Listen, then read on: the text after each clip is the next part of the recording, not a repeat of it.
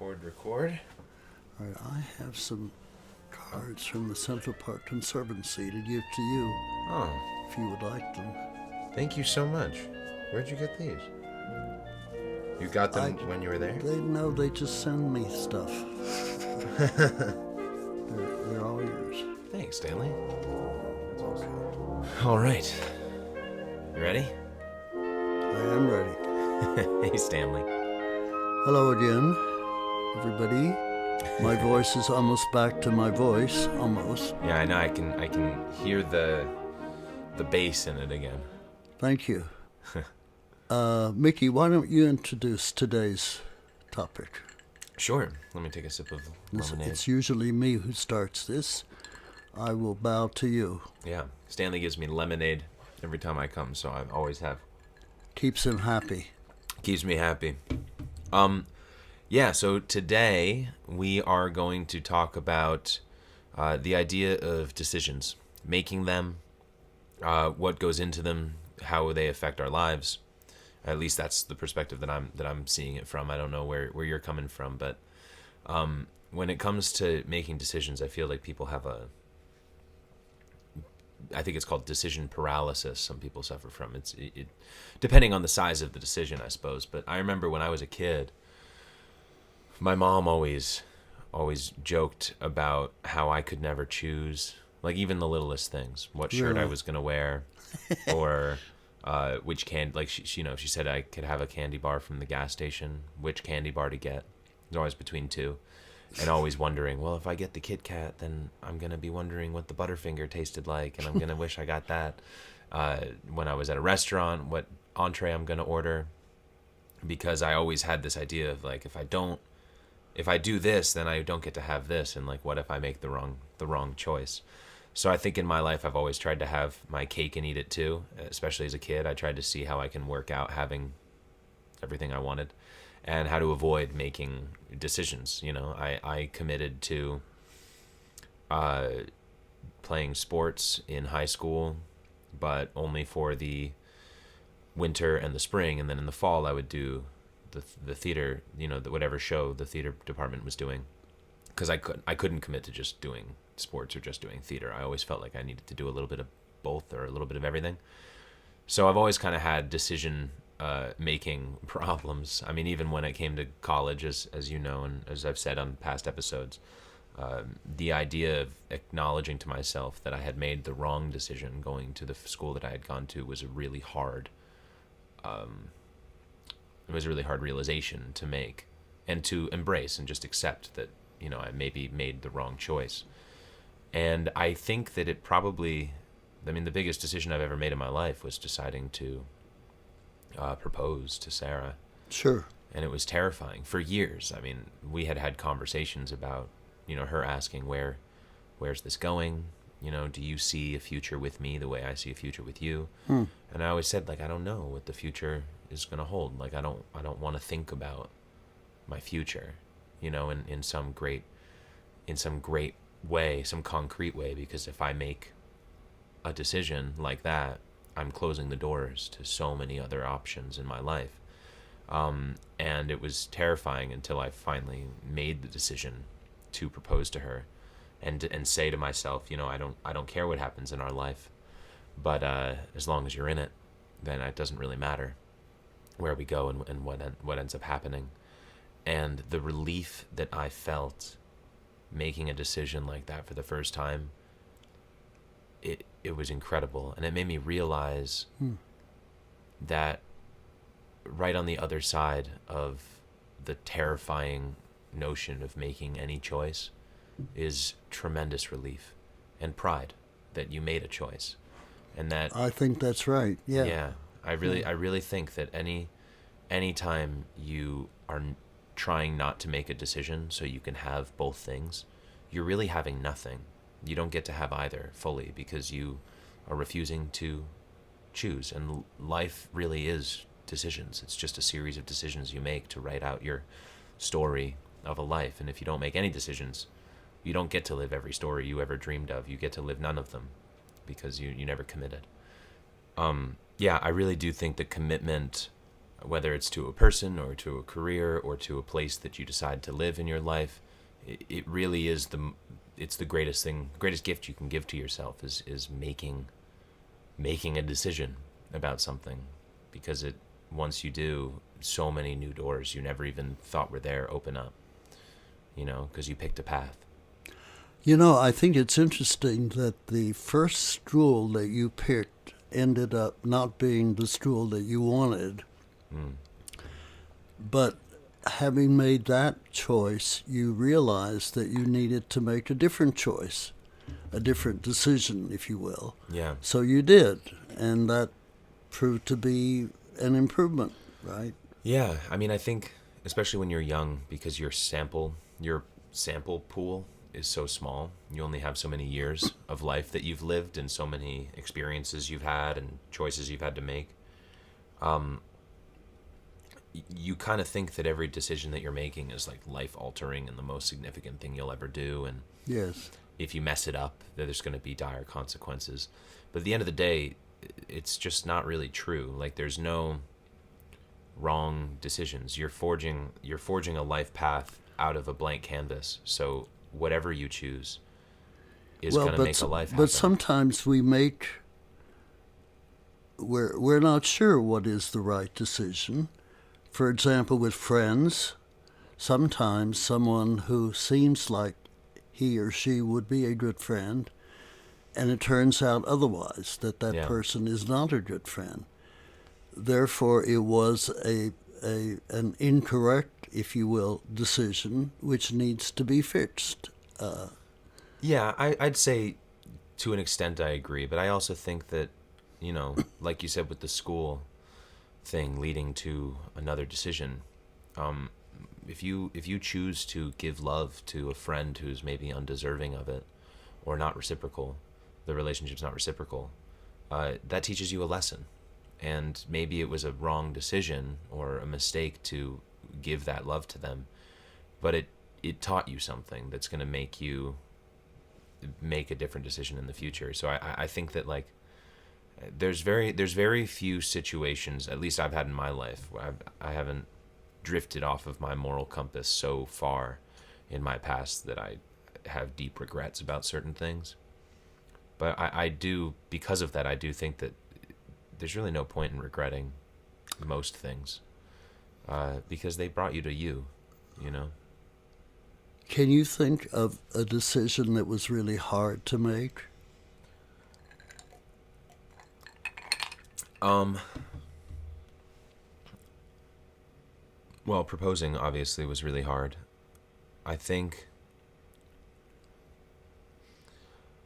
I made a decision a couple of years ago now, and I think I've mentioned this before, to basically end a friendship, to cut ties with a friend. Yes. Who I've known my entire life and have so much love for and so much appreciation for the memories we built and the huge portion of my life that they occupied and helped me grow. But it got to a point where the structure upon which our friendship was based was kind of the only thing I was holding on to. It was like the nostalgia of who they were to me then and who I was to them now. And our friendship was really just pretending that we were still the way that we were then. And eventually, after certain things that they had done to friends that I do love and care for now, I kind of just had to say, I can't commit to this anymore. I can't invest any further in this relationship. I'll always have love for them, but I can't invest anymore because it's taking up too much of an emotional space in my head. Yeah. And that was a hard decision. It's a hard decision to let go of a friend. I did that also with, I think maybe I have spoken about it, a very, very close friend when we were kids in high school. And then I went away and he did not. And after that, the friendship sort of slackened to the point where it really hardly existed anymore. And I know that he was sorry about that. I heard about it from his daughter later on. But like you, I wanted to remember the way the friendship had been. It was a very good friendship. It was very meaningful to me. We were best buddies, even though we were very, very different. And I still feel a certain regret that I was rather stubborn on the fact that I just wanted to leave the friendship, let it go. Right or wrong, it was a decision that I made. It didn't have current meaning the way that it had in the past. Yeah. Sometimes that happens, you know. But on the larger matter of decisions, it occurs to me that there are decisions where we have no choice. You can't decide what color your eyes are going to be. You can't decide whether you're going to be tall or short. And things of that sort that are kind of predestined for you to live with. And then again, there are big decisions about which political party you want to be part of, which career you want to follow. And I think those can be tough, you know.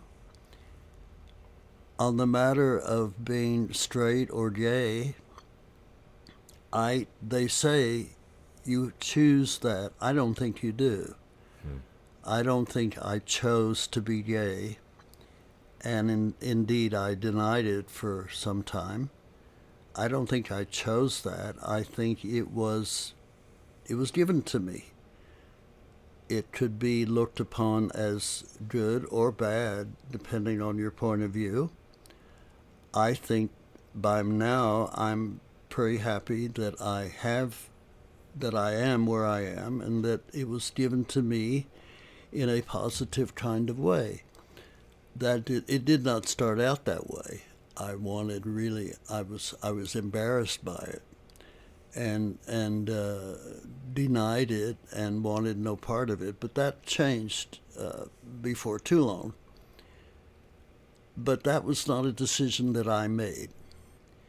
And I think, on matters like that, anyone who says, well, you chose to be whatever, is wrong. Yeah. You don't choose to be left-handed or right-handed, you just are. Some people are both, as a matter of fact. I noticed that with Martina, this lady who helps me in the morning. She is ambidextrous, yeah. Huh. I've never pointed it out to her, but I notice it in the way that she helps me. Sometimes she's doing something with the left hand and sometimes with the right hand. Huh. And I think that's kind of cool. Yeah, super cool. I can't. Almost everything I do is with my left hand. Me as well. Yeah. Left-handed. Scissors have to be right hand. I don't know why. You know the school desks where like you sit and then the desk part is attached to the chair? Yeah. And the resting part comes on the right side, and then they have so few left-handed ones. Yeah. That was always frustrating. And then even just writing, like the way I write, my left hand drags across all of the words, so it smudges everything as I go. Me too. Me too. What an annoying thing. That happens to me a lot. Yeah.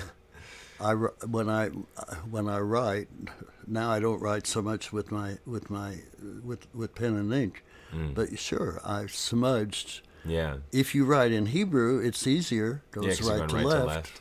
Yeah. Yeah. But yeah, I mean, when it comes to decisions, I think I had a conversation with my dad recently. Sarah and I have made a decision not to get married in a church.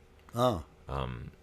Which it's just the best decision for us. It most exemplifies how we see ourselves in our relationship with spirituality and with religion.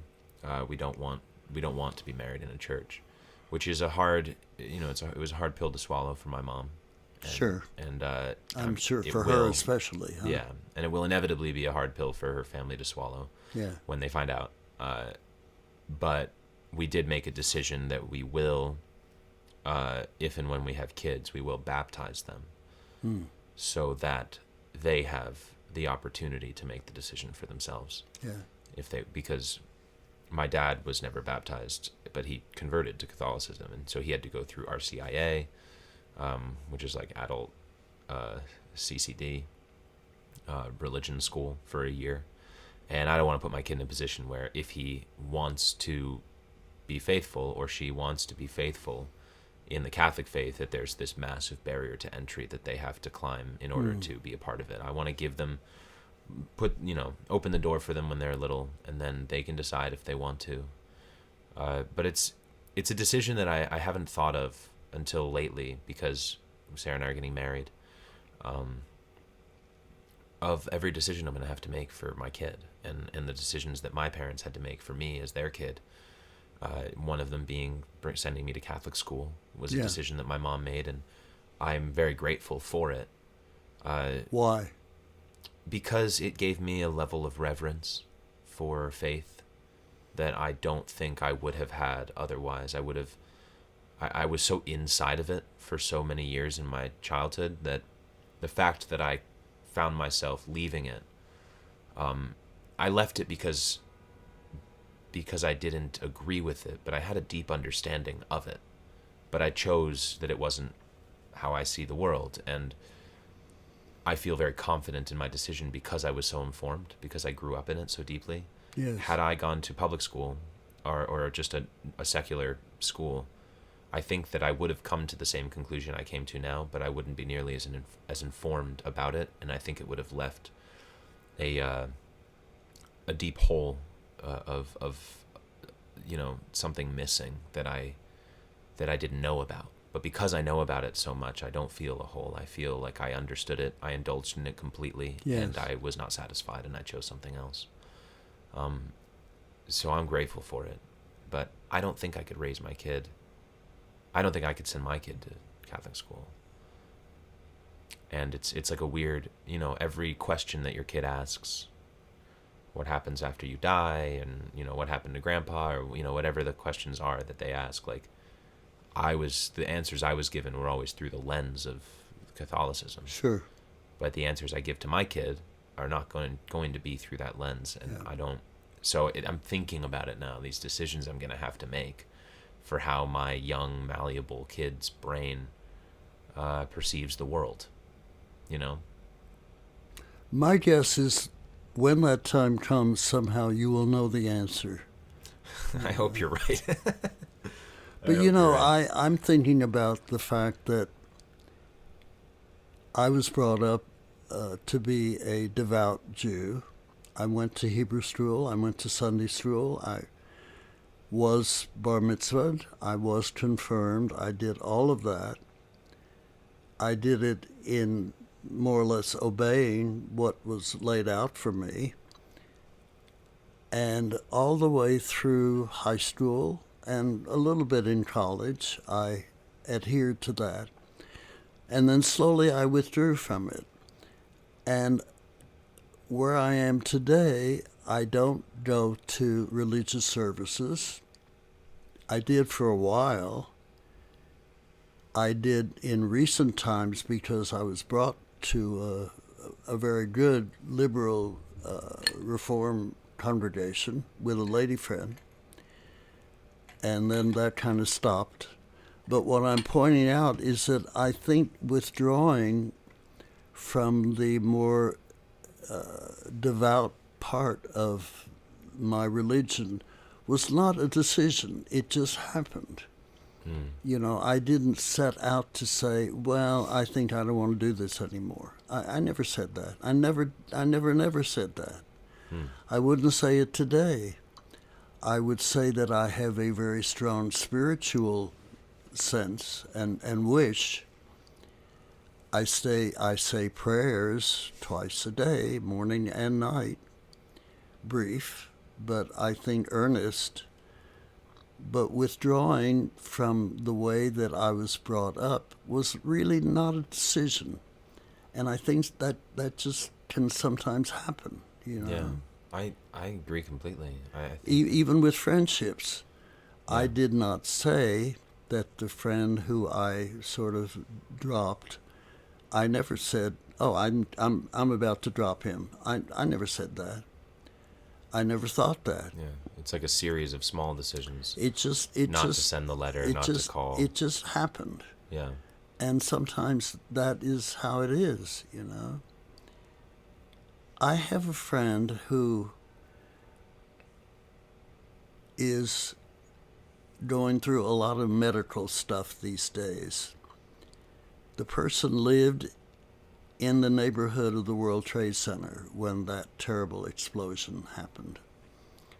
And as a consequence, he is in a medical program for such people and gets a lot of treatment that is free from one of the hospitals. He has come to rely on that a lot. And his work in careers, which were very successful, has sort of dwindled. And he turns to me a lot to tell me about his medical situation, more than I really want to hear about, frankly. I've never said that's too much, stopped. I've never said that, but I've certainly thought it. And lately, he seems very needy, even though he has a partner of years and years. And most recently, he sent me an email saying, "Okay, I'll see you. Are you free?"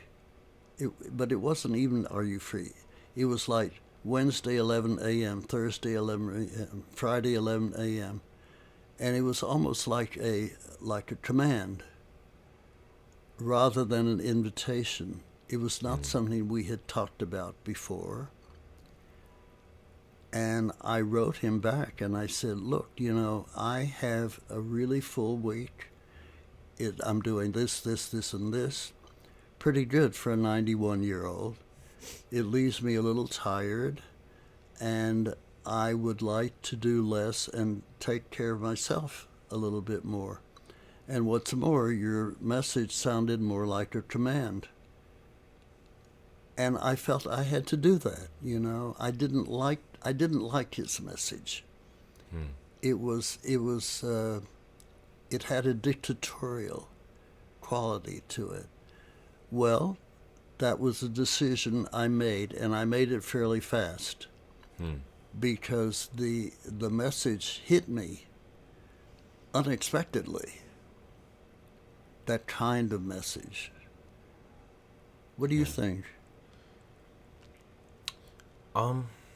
I can't speak from the perspective that you're in because I'm not at your age, and I don't have friends who are, you know, in that kind of medical need. I have friends who I call them high maintenance friends, not to their face, but in my own head. They're the kinds of friends that if you don't see them for a month or 2 months or sometimes even 3 months, they start to question whether you guys are friends or not, and they want validation from you to know, like, hey, are we still friends? Are you mad at me or this and that? And to me, it's always like, no, I'm not mad at you. I'm just busy. I'm living my life, and I love you just as much as if I saw you every week, but I haven't seen you. And the friends that I value the most in my life are the ones that trust in my love for them and in our friendship and don't need my constant validation of how much they mean to me. And so I think the clarity with which you responded to that message is, I don't know exactly what you said, but I'm sure that it was received maybe a little hurtful for the moment by them, but they probably got the message. They probably are going to feel like, oh, okay, I need to be a little bit more respectful of But your let me time. ask you, if you don't see a friend for 2 or 3 months, have you somehow decided that that's how it is, or does it sort of just happen? It kind of just happens. I mean, for example, one of my best and longest friends, his name's Dan. We grew up together, and I just saw him yesterday for the first time in a little while. And every time we see each other, we'll make a plan. We'll finally see each other, and then we say like, let's do this more often. Like, let's see each other Yeah, more regularity. I want to see you more. And then life happens again, and I'm working a number of jobs, and I'm doing a number of things, and we don't walk in the same circles, so we don't see each other without pre-planning it. He has a full-time job. He lives in Brooklyn. I live in Harlem, and so we don't see each other that often.